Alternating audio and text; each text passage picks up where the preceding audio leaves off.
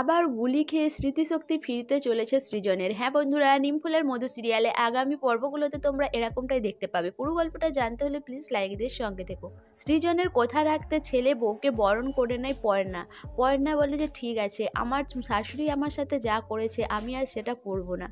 এরপরেই সৃজন বলে যে সেই বাড়িতে থাকবে না, মোহিনী যেখানে নেই সে সেখানে থাকবে না। এই বলে সৃজন বাড়ি থেকে বেরোনোর চেষ্টা করে, কিন্তু কৃষ্ণা আর পর্ণা সৃজনকে আটকায়। এদিকে মোহিনী ঘরের বাইরে এসে চিৎকার করতে থাকে যে আমার গিরিধারীকে না পেলে আমি গায়ে আগুন দিয়ে এখানেই মরবো। এই বলে মোহিনী নিজের গায়ে কেরোসিন তেল ঢালতে যায়। এদিকে দত্তবাড়ির সবাই ছুটে বেরিয়ে আসে।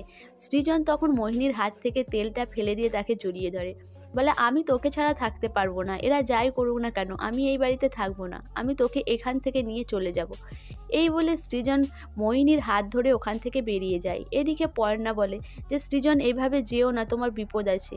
এরপর পর্ণাও তাদের পেছন পেছন যায়। কিছুটা যাওয়ার পরে সৃজনের জুতো ছিঁড়ে যায়। গিরিধারীকে তাক করে মন্টুর লোকেরা গুলি চালাতে শুরু করে।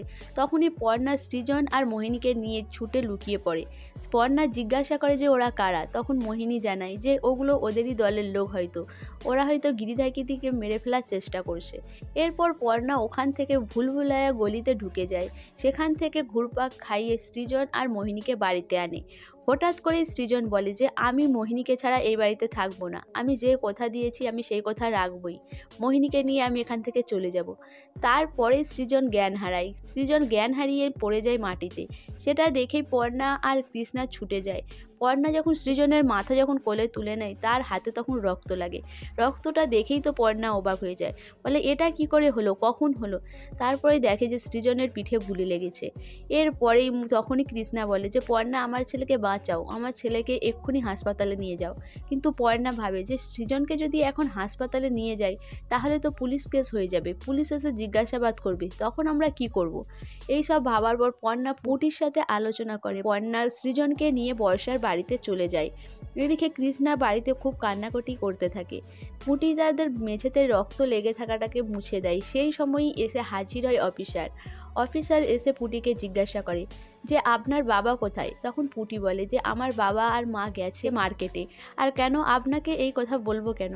তখন অফিসার জানায় যে সে খোঁজ নিতে এসেছে তার বাবার। অয়ন সমস্ত কথা বলতে যাবে তখন জেঠিমণিও বারণ করে দেয়, বলে তুই তোর ঘরে যা, তোকে কে কথা বলতে বলেছে। সৃজনের আসল পরিচয় সৃজনের বাবাকে জানিয়ে দেয় যে সে গিরিধারী সিং আর তাকে মারতেই লোক এসেছে। তখন পর্ণা বলে যে আর তো কিছু করার নেই, সার্জারি করতে হলে এখানেই করতে হবে, আমাদের যে বাড়ির ডাক্তার তিনিকেই ফোন করে এখানে ডাকবো আর এখানেই সার্জারিটা করা হবে। সো বন্ধুরা, সৃজন তো গুলি খেয়েই স্মৃতিশক্তি হারিয়ে ফেলেছিল। এবার কি সৃজন গুলি খাওয়ার পরে সৃজনের স্মৃতিশক্তি ফিরে আসবে? তো তোমাদের কি মনে হয় অবশ্যই আমাকে কমেন্ট করে জানাবে। আর আমার ভিডিওটা ভালো লাগলে প্লিজ সাবস্ক্রাইব করে দিও, আর ফেসবুক থেকে দেখলে অবশ্যই ফলো করে দিও, আর তার সাথে সাথে একটা লাইক করো আর শেয়ার করে দিও।